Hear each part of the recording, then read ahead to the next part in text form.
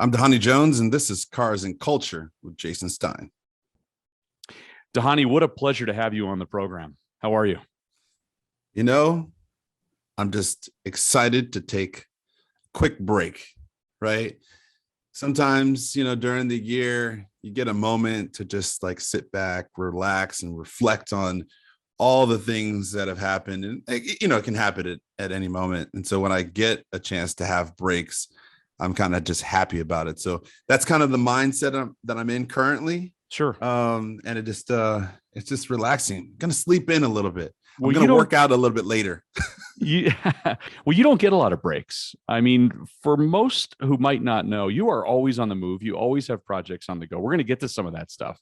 And I'll assume that most people know this, but for those who don't, you made a name for yourself as a very hard-hitting linebacker, first at the University of Michigan, where you won a national championship. I saw you in a couple of those games. And then for 11 seasons in the National Football League, but that's only part of the story. So bring me up to speed. What are you doing now that you're really excited about? Oh, well, I'm not hitting people anymore. Yeah. I would tell you that. You probably could, but I probably could. And I would say, spending a lot of time in the world of business of where I sit now, I still operate like that middle linebacker, and I still have to do a lot of, I still have to hit some people sometimes, right? Metaphorically speaking, when I think about the world of business, there are those that are on the front lines, which might be your defensive line. There are those that are the linebackers, and there are the safeties. And I've always sort of maintained the metaphor of being a linebacker. You have to be able to do it all.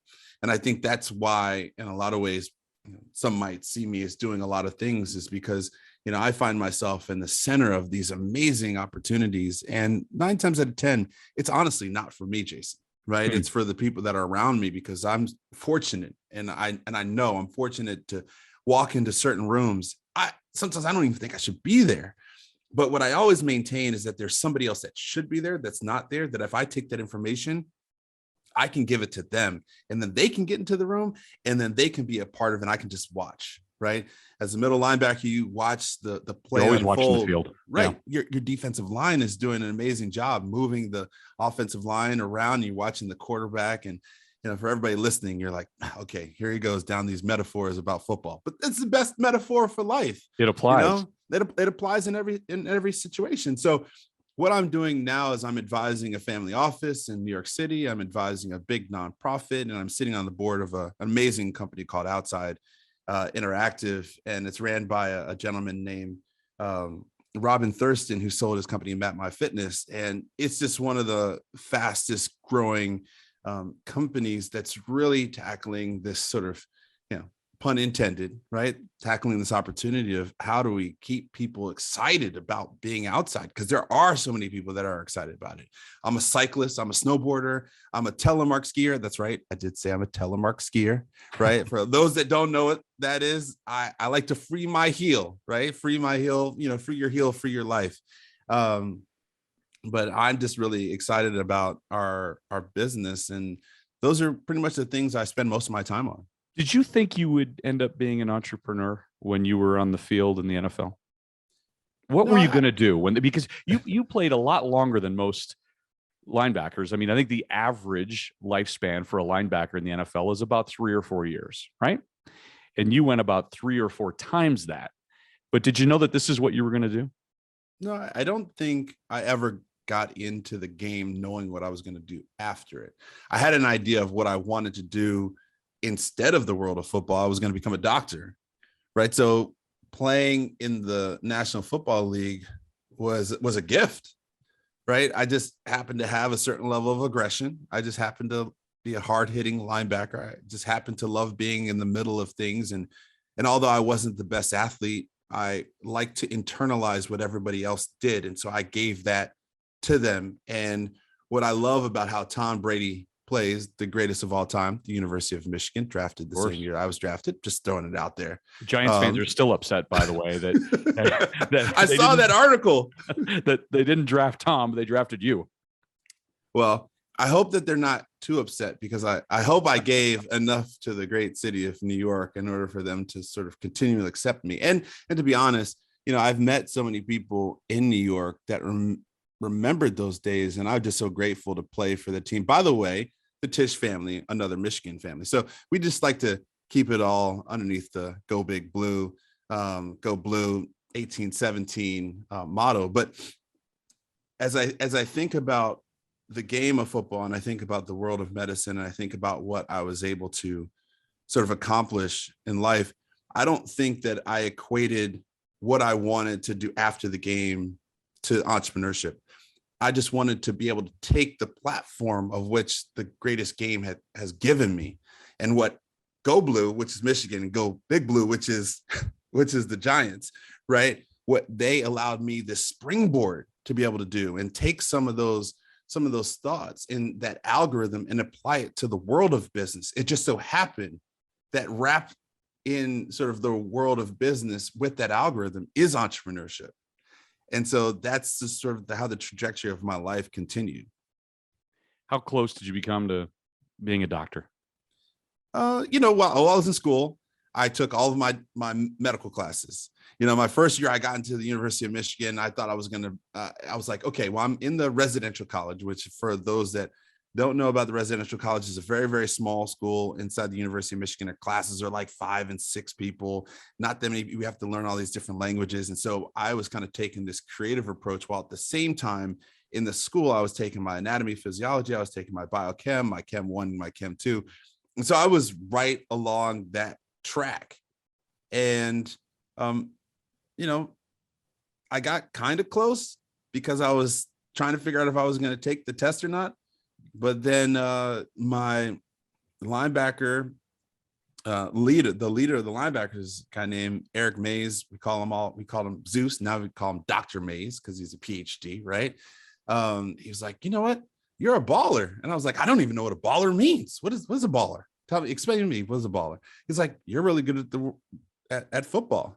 Because I didn't even recognize when I saw myself on the screen the plays that I was making, because I was just going out there, as I do day in and day out. I just like to work. And that translated into getting drafted and being able to play football, professionally for a little bit of time. Incredible story. When you start to feel tired or spread too thin, you have said you turn to a simple ritual to stay motivated. You keep a note in your pocket that says things like family and legacy or team as a reminder of your goals. And even when you get burned out, you keep looking at that piece of paper. You say to yourself, you got to keep going. That's the discipline of an athlete, right, Dhani? That never leaves you. No, I think it's something that you're born with. I think, number one, I think it's something that's reinforced by those that are around you. And I think it's also something as it relates to circumstance and how you work through them. And so I always maintain that family, that legacy, that discipline. It was given to me large in part by my parents. My father is in the military, my mother is in the military. My father became a contractor. My mother was one of the first African-American anesthesiologists. She basically launched Kaiser Permanente on the East Coast. For those that don't know, the ambulatory care center that came from the West Coast, she just did a phenomenal job. So I was in a family of those that were disciplined, that were about creating legacy, that were about building things, not for just this generation, but for the generations to come. And so that's kind of how I always approach things. And people always say, Dhani, don't you run out of energy? Yes, I run out of energy all the time. But as soon as I feel like my tank is low, all I do is look around me. As soon as I feel my tank start to sort of, it's like, what was that, Monster Inc.? Right. Yep. So Monster Inc., they fill up these canisters because they go and remember it was screams, and they realize that laughter was something that filled up the tank that much faster, and that was that much more powerful. And that's the same thing in terms of the way you think about family, the way you think about legacy. You immediately look around, you immediately think about those that you're supporting, you immediately think about those that are going to come after you. You think about widening the path, and all of a sudden you have 98 octane just stuck in your jetpack, and you're ready to roll because there's no time to waste. And that's just always how I've thought about things, because in the end, and this is what Lloyd Carr always talks about, it's not about you, it's about something greater than yourself. And if you can always keep in your mind, it's about something greater than yourself, then even when your tank runs a little bit light, that idea alone fills it right back up immediately. Lloyd Carr, famous former Michigan coach, and of course, led the team to that national title. Let's talk about how you fill your tank. You are the ultimate Renaissance man, I think, in the truest sense of the word. You mentioned there's the marketing company, there's a company that makes bespoke bow ties, which we are going to talk about. You've hosted television shows on everything from travel to auto racing, and I want to get into cars. But when we talk about cars and culture, you've been at the intersection of that, and they continue to kind of cross your path multiple times throughout your career. So what's been the most fulfilling now since being involved in what you've been involved with? Where have you found your greatest pleasure in that cultural piece? When I think about culture, I think about a change in attitude of people. I think when I think about culture, I think about African American journey, African American diaspora. I think about culture. I think about words. I think about it a little bit more in a broader context. I think, and I hope that everybody kind of thinks about in the broader context, because culture is so important right now. And with business, with people, with opportunities comes an opportunity to shift people's perception about culture, right? There was, or once was, a world where we never saw anything different. And now the digital economy, the digital transformation, some might even say the metaverse is changing and pushing and pulling and stretching our imaginations to understand what else is happening in the world. And when I think back to the world of football, all I did was play the game so that I could be sort of a conduit to others that would know that you could play the game in transition accordingly. When I think about the world of television and doing stuff with the Travel Channel and being able to play on 20 different continents, some of the toughest sports, and meet with some of the most amazing people, and oh, by the way, eat some amazing food and eat some of the most challenging substances, talk to some of the most amazing people, and also get beat up by some of the strongest individuals, right? Sure. I think about that as a formula for changing culture.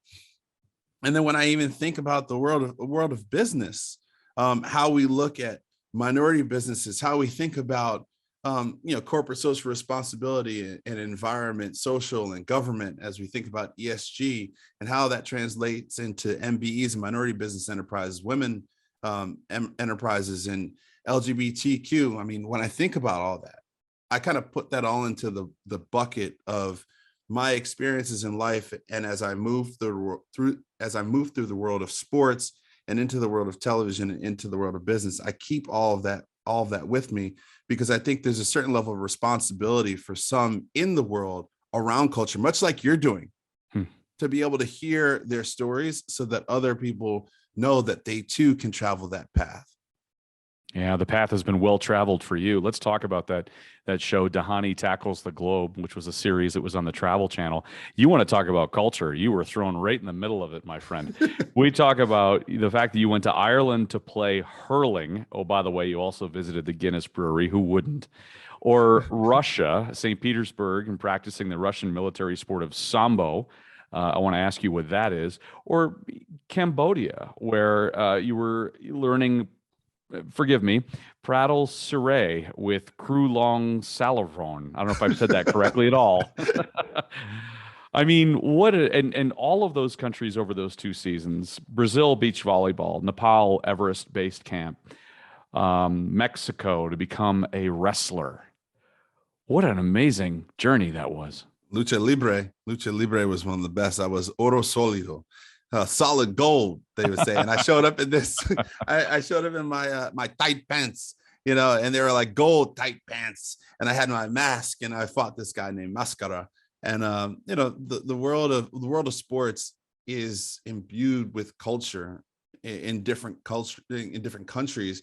And I think that our show Tackles the Globe, or Dhani Tackles the Globe, was meant to sort of extract some of those notes and flavors so people could get an aroma for what life was like outside of this, amazing United States.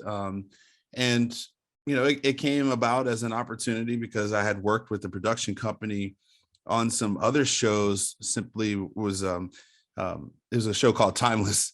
It was back in the day in like 2003 or four. I've been trying to remember the years.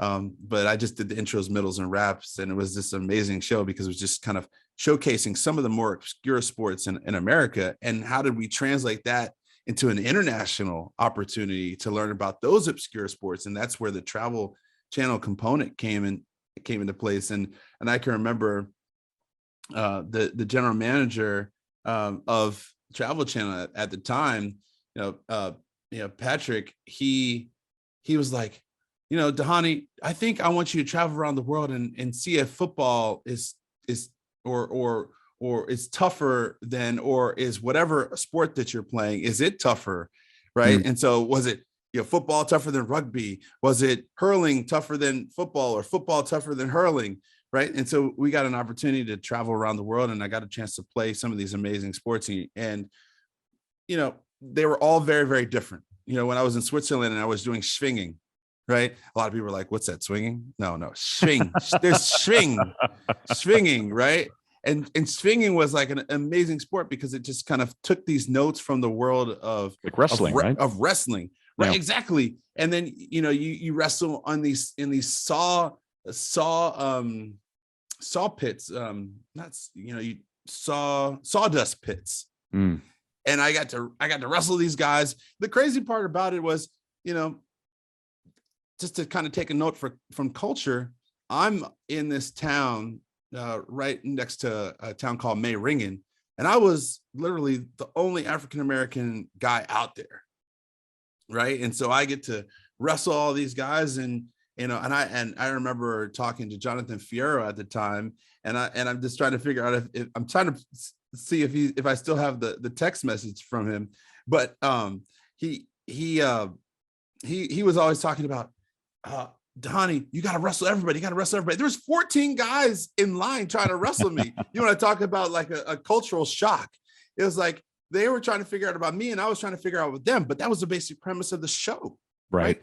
The whole show was, how do we teach people through this world of sports about different cultures? How do we consume the food so I can tell you the taste and texture of the food, and I can compare it to things that we have, so it's not uncomfortable for you to go to this new country. And so Dhani Tackles the Globe, we went everywhere. And by the way, let the record show that you won 2 of 4 matches against Swiss opponents. Hey, thank you very much. Thank you. And one of those matches was taken from me. I'm still upset about that, but it's okay. One of those matches was definitely taken from me. But these are the things that you learn. You can't win every match. You can't win every fight, but you can learn from your experience and you can pass it on. So how about Adventure Capitalists now? The series first aired 2016 on CNBC, and you and other investors listened to pitches and tried out products. I mean, you're kind of ahead of your time on this one, were you? Yeah, we were trying to parallel Shark Tank. Yeah. And Shark Tank was, and still is, one of the greatest shows, albeit it's a bit static, right? And so it's in a tank. And if you could, think about the world of sports, we're in the environment, seeing different people, experiencing different things, identifying entrepreneurs that aren't necessarily stuck in a box. And so now we're out there trying to find the cool bike companies, the cool motorcycle companies, even the cool toilet companies. InstaPrivy was one of my favorite companies that I looked at, and people will laugh because they saw that episode. But you can't always play the sports, and you have to learn to make that transition. And while I was doing the NFL Network first, and I did Tackles the Globe, and I've done a bunch of other television, the show that really kind of kicked me off, or really kind of merged that middle linebacker in the business position, became Adventure Capitalists. And just to be able to meet different entrepreneurs and find a way for me to be their middle linebacker, a funder, a supporter, an advisor, is where I ultimately found a lot of comfort. We've talked culture. Let's talk cars. the other half of this show. Cool cars and athletes are kind of synonymous, aren't they? Yeah, I don't think I've ever met a person that's played sports that hasn't found, one of their cars to purchase or to drive and obsess over at one point or another. Are you one of those guys? Well, I love cars. I actually, yeah, I kind of obsess over cars. So let's talk about that. I love British automobiles because I fancy myself. Well, if Idris Elba doesn't get the role, I'm still available. I can still become the first Black James Bond. I would support that idea. Thank you so much. There are articles out there about me saying that, so I would still love to be that. And I've loved cars since I was younger. I've obsessed over them to the point where I actually owned some radio controlled cars because I couldn't purchase the actual car. So sometimes you have to replace the real thing with a scaled model in order to kind of aspirationally still think about it. So I've gone through my phases of different cars from the time that I was on the Giants to the time that I retired when I was on the Bengals. So let's talk about those. You get drafted the same year as Tom, as you mentioned. And what'd you buy with your first Giants check? So my first Giants check, so I got drafted in 2000 and I bought the new Toyota Land Cruiser. And I was one of the best purchases that I ever had. I kind of think to this day I should have kept it because it's a classic. It is a classic. The Toyota Land Cruiser. I mean, they've gone through several different iterations, and the one thing that I've always been challenged with the Land Cruiser though is the gas mileage. Sometimes is a bit challenging. However, I did find out that you could get a bigger tank, because I know that in certain African nations and Middle Eastern nations, they actually retrofit it with a bigger tank so you can get greater distance out of the truck. And then I went from that and I went to a BMW M3. I believe it was a E46. And I remember I had that thing tricked out. I lowered it about an inch in the front, inch in the front, 2 inches in the back. I put like 22-inch and rims on it, and I had these racing tires on the car. And let's just say most times it was redlined, because that car is a driving machine, right? You're supposed the ultimate driving machine, and you're supposed to push it. And so that's what I did. Except one time I was pulling out of the Giants parking lot and I was going to get on the turnpike, and the power to weight ratio in that car was so powerful, and I just gunned it a little bit too hard, and I did a 360 in the middle of the intersection. I was like, you know what? It's time for me to just put this car away and just stick with my SUV. So I kind of paused for a second because I realized I loved it a little bit too much. Yeah, you don't want your middle linebacker on your Super Bowl appearing team be doing too many 360s in the parking lot. Wait, did you buy anything that was really extreme? Did you really hang it out there and get? No, Michael Strahan, he had the Lamborghini truck, he had an Aston Martin, he had a Toyota, he had the 96 Toyota Supra, the one from Fast and Furious. I believe it was 96, yeah. And I had a lot of friends that had Ferraris and Bentleys and things like that. I think I was a little bit more conservative in sort of the supercars, but when I wanted to kind of put stuff into the cars, I wasn't afraid to chip it. I wasn't afraid to add turbos to it. I wasn't afraid to drop some cool air intakes and catbacks and exhaust and all different types of things in order to make it what I desired. But in all honesty, I found my true love in the world of classic cars. Okay. And so once I transitioned out of my Toyota Land Cruiser and I transitioned out of my BMW M3, then I started thinking to myself, okay, if I really want to be this first Black James Bond, as I've always thought about it for a long time, I need to think about the British automobile. And my father used to have a TR6 Spitfire. And so I remember that car. And then, I moved when I was on the Giants. After, when I went to the Eagles, I moved out to San Diego, and I got to know this gentleman in San Diego, and he had an amazing classic car company. And by the way, I could have bought 3 Porsche 356Bs for like $60,000. Wow. I could have bought it for 60 Talk about a grand. missed opportunity. Oh my gosh. So he had a 365A. Wait. I'm right? 365A and B and C, right? I could have bought all of them. I could have bought a bunch of A's, B's. He had them all in the lot. They were going for like $50,000, $60,000. And I'm the one that turned around and said, oh, I need to get a 1963 TR3B. Bit of a different realm. Bit of a different realm. Completely different realm. Yeah. I'm like, oh, I need this car. This car is going to be so amazing. It's such a classic automobile. Let me tell you something. I picked up that car, and what I quickly learned, as my friends in the automobile world taught me, was like, the car will get you home, but then you got to call the mechanic. Right. Right. I was going to say, how long after you purchased it did you have it in the shop? Oh, probably, it was like the next day. I had to fix the muffler, the electronics were off. I mean, nothing worked. But I think that's where the passion and where the commitment, and I think where the triumph, lies.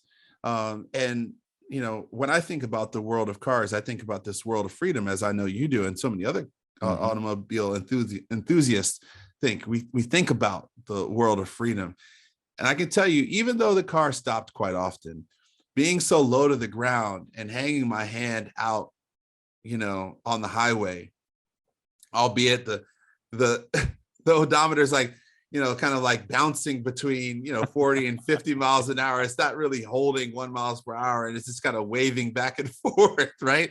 But not having a radio, not having any technology, but just having the moment is one of the most amazing and freeing times, and why I love cars. And so I moved from that, and I went to Mini Cooper, right-hand drive and left-hand drive, and sort of evolved through the entire British circuit, if you will. Do certain athletes gravitate to certain cars? I think there's a couple different scenarios. There's one athlete that could care less about cars, and they just rather stick with a Camry because they don't really see the value, and they never really kind of were drawn to a fancy automobile. I remember one of my teammates on the Eagles, he would always go to the police auction and bring $5,000 and buy whatever new car. And he would always give it away after the season. He couldn't care less. Then there's another player that sees his entire paycheck as his opportunity to get the most amazing car out there. And that's because you live so close to the edge. And so why not drive as fast and live out as much of life as possible? And then I think, where some people kind of fit into the middle, where they're just trying to find, because now there's an opportunity to experience and to experiment with new parts of life. And while I started, like I said, with the Land Cruiser, and I started with the BMW, I ended up more on the classic circuit because I really found, something closer to what I wanted to be represented by. Yeah, and of course, living out near the edge is one of the recent examples that obviously occurred in Las Vegas here in the last couple of months with an athlete. Very unfortunate story there. So we know that story too well. Talk a little bit about how you came to be on camera for Nissan in its search for some high performance gamers. I think you'd worked with race car drivers. I know Danny Sullivan was actually one of them, right? Mm-hmm. Yeah. So, it's amazing. I think back to my time on the Giants, and I think back to Michael Strahan, and I talked about him having his Toyota Supra, and I talked about him having his Lamborghini truck. I mean, he had so many things. I mean, I don't understand how he got everything, but that's because he's one of the greatest. He's the greatest defensive line, defensive ends in history. He always told me. He always said, you always want to say please and thank you, and people will remember you. And I can think about all the different shows that I essentially did, and what's unique about the television world, much like the sports world, much like the business world, people will remember you and things will come back around. And I actually did a show with Men's Journal with Porsche, and I got to take the Boxster from New York all the way down to Birmingham to their racetrack. And I was the fortunate opportunity to drive and to think about this car from a couple different ways, right? The lines, and we kind of attributed that to the craftsmanship, and we stayed at these different places, and we kind of utilized these metaphors in the real world and applied them to the car. But I say that because from that opportunity beget an opportunity, a guy named Jeff Zwart, right? A lot of people know him in the Porsche world. He's an icon, right? Yep. He saw me at that event, and then he was the one that was shooting a show for Nissan GT Academy at Silverstone Raceway. And it just so happened that, Spike TV was the place that it lived, and he was the one that wanted to bring me on to be the host of that show. And it's just kind of crazy how things come full circle. And that's how I got Nissan GT Academy. And it was way before its time, right? Much like I think Tackles the Globe and Venture Capitalist was. I just really want a show that's right now in the time so that it can blow up like it needs to. but Nissan GT Academy, we took 400,000 gamers and we allowed them to compete online in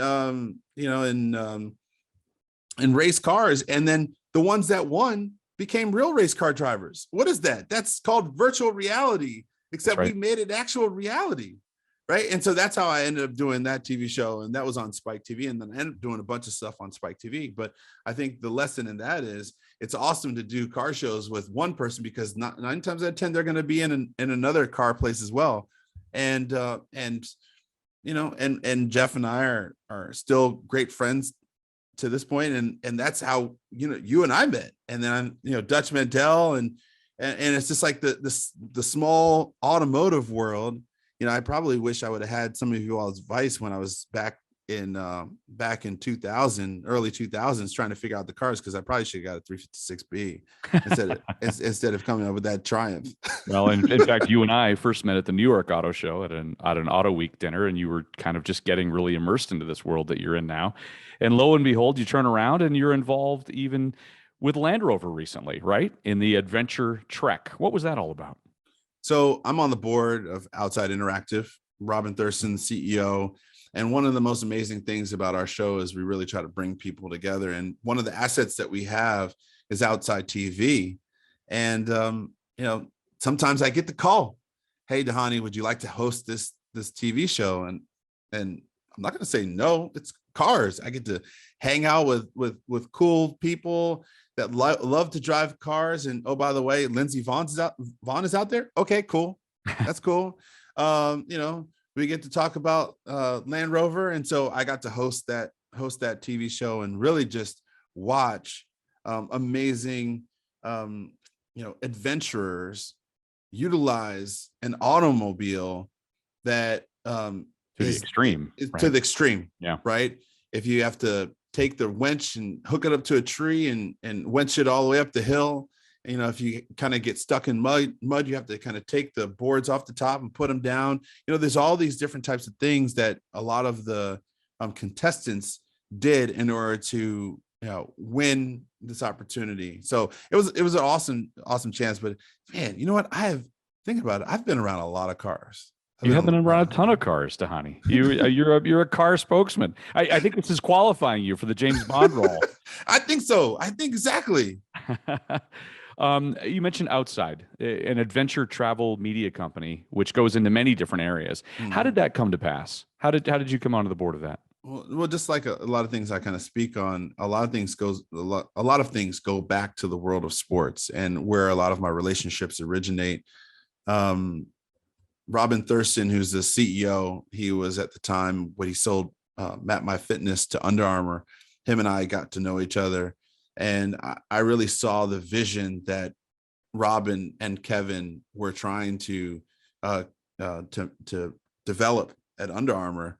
This is when they made an amazing attempt to digitize the whole, sports world. It was so far ahead of its time. I mean, now we're kind of living in it, because I don't think there's anybody that doesn't have an Apple Watch. I don't think there's anybody that doesn't have an Apple Watch or Apple Watch, Whoop, or Aura, right? If I just said those three things, I'm pretty much hitting 100%. You got the globe covered, yeah. Got the globe covered, right? And so that's what Under Armour was attempting to do. They were trying to get everybody to essentially map, log, and basically give the information about what they're doing in their life, so we can provide a better experience. And that's where I met Robin. And Robin, since then, therefore left. We'd stayed in contact, and when he bought Pocket Outdoor Media, he'd asked me if I would be his independent board member. And, I kind of got emotional about it, because a lot of people don't realize, like, the world of sports, or the big three, if you will, that wasn't where I started. I wasn't a football player playing peewee football. I wasn't that guy. I was on my bike. I was running. I was doing triathlons.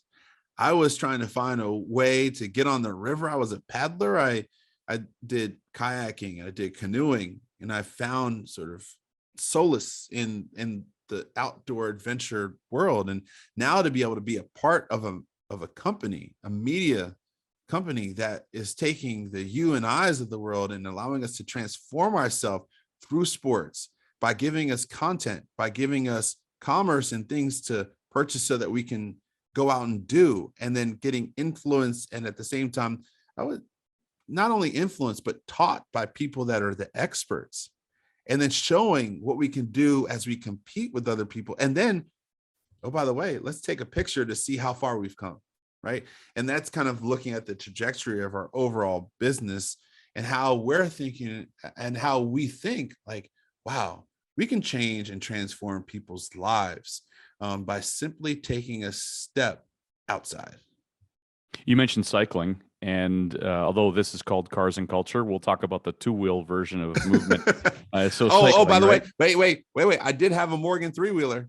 Oh, okay. I had a Morgan three-wheeler, so we can talk about the three-wheel, and I had a Morgan Aeromax Super Sport as well. So I went down the route of Morgan just the same as I went down the route of Triumph. You do qualify for British expertise. Thank you so much. Thank you so much. Another check mark. Yeah, and last year you signed up for something called SBT Gravel, one of the premier cycling events in the U.S. calendar. Incredible. Tell me about SBT Gravel. Well, just like in the world of sports, you transition and you travel around the world. You get an opportunity to invest in people in the world of sports, and sometimes you got to come back to the thing that you started off with, right? I didn't play football. That was one of my first sports. It was running, it was swimming, and it was also cycling. And so getting back on my bike was one of the greatest moments, right? Because when the world shut down, everybody kind of went back and kind of re-identify things that they're passionate about, or things that they're committed to, or things that they're their loves, and cycling has always been one of them. And oh, by the way, with outside, I didn't want to come to the board meeting and be a little bit out of shape, so I needed to get back into it too. so Steamboat Gravel is a big race that's out in Steamboat Springs, Colorado. And it is one of the most amazing races that I've ever been a part of. Amy Charity is the CEO of that company and that race. And I don't remember the exact amount of miles. All I know is a lot. It was like 106 miles, and it had like 6,500 feet of climbing, and the temperature ranged from like 115 degrees to 60 degrees. Wow. Right. And so, just like in the world of outside, we think about it. How do we take you from one place to the next? We want to transform you and your mentality and your life so that you can really start to experience things, right? And so I have to do that for myself. I want to bring other people of different cultures into that world, as it's in a lot of ways been not necessarily as welcoming.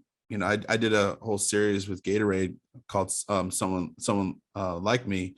And it was about how do you change sort of cultural perception of those that participate in different extreme or adventure or endurance sports. So, whether we're talking about triathlons, whether we're talking about ultra marathons, whether we're talking about biathlons, duathlons, triathlons, any different sport that's not necessarily like the football, baseball, basketball, right? And so for me, I need to do the same thing. So I can go out there and I can say, hey, John, you need to invite your friend who may not have known that this event was occurring so that they too can participate because I'm here participating, right? And so I'm always of the opinion, as when I think about legacy and family, and I think about discipline, and I think about consistency, which by the way is one of the most important factors. How can I put myself in the shoes before I ask other people to jump into those shoes, so that I can tell them what it feels like to walk in it? And that's the same thing when I think about venture capitalists, even more so in the world of Tackles the Globe. The world of football is filled with a lot of people that have been through my experience, and I want them to be able to get uncomfortable by transitioning out of that game into new experiences. But first, I have to transition, and that's what a lot of these experiences have provided me the opportunity to do. Yeah, for sure. Well stated. Can I ask you about the state of the NFL today? What's your view on it when you step back and look at where the league is right now? Well, I think like everything else, it's going through its change.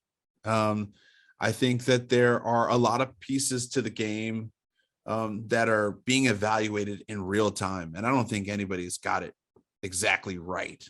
Right? There's always unintended consequences from rules. Unintended consequences from choices, from games, and from questions that are asked and answered one way and might change another way. But it's still the most amazing game that I've ever had an opportunity to play. And I would never trade the 11 years that I was able to play for both the Giants, the Eagles, and the Bengals for anything, because it taught me so much. It put me right there in the middle. Right. It gave me, I'm watching Yellowstone, and there's this one line. He says, son, in life, there's a path in life that's really wide with a lot of choices. There's also a path that's razor thin or pencil thin, and there's only one way to go, up or down. Right. Yeah. And I think the world of football gave me a wide highway of choices. And I'm ever grateful for that opportunity. You, when you reflect on your former quarterback teammate there, you amazed at what he's done? Yeah, I'm amazed. I think he's amazed too. Yeah. I mean, I think every year that he plays, I think he wakes up and says, I can't believe I'm still doing this. Right. Right. Even though, I'm sure there's ego comes in, and, he's like, yeah, because I'm the greatest. There's nothing wrong with that. But I think knowing Tom and knowing how he considers himself in a sort of a certain level of humility, he thinks to himself, wow, I can't believe I'm doing this. And that's what motivates him. That's what gives him that fuel, because he knows his kids are watching, and he knows his father's watching. He knows his friends are watching, and he knows that he has an opportunity to change culture. And he has an opportunity to buy as many cars as he wants too, because he's got all of them, right? You want to talk about a guy with cars? Tom Brady has some cars, and that's because he's committed, disciplined, and motivated to change this world of football and what most people think you're supposed to be or how long you're supposed to play. They keep showing that picture of him when he gets drafted every single year. And so everybody that goes and gets drafted in the 6th round knows, hey, I could play for 30 years just like Tom Brady. Right? Did you think back to that season, that final season? Did you see it in him then? Everybody in Michigan is good. Yeah. Everybody. You see it in Charles Woodson. You see it in Steve Hutchinson. You see it in Tom Brady. You see it in every single player that comes out of Michigan, because it's Michigan. It's the greatest university in the world. And I chose it because of not what you can become, but how and what they focus on to make you, make you be whatever you want, right? It's not about the end result. It's about the practice. It's about the consistency. It's about the brick layering in order to create the foundation so that whatever you do, whether you play the world of sports or whether you're in the world of business, whether you're in the world of politics, media, you can do it all. And that is one of the greatest gifts anybody could give. Yeah, well said. Well, the PR campaign begins here. He will be the first African-American James Bond. You heard it right here on Cars and Culture. Dhani Jones, thank you so much for being part of the program. No, thank you. The automobile is one of the most important inventions that revolutionized the modern world. In America, the rich history of car culture runs deep as technology continues to shape the future of the industry. Jason Stein, former publisher of Automotive News, is here to share the stories of people passionate about cars, from industry leaders and innovators to car-obsessed celebrities. Buckle up as Jason takes you inside the boardroom, onto the track, and around the bend on Cars and Culture on Sirius XM Business Radio.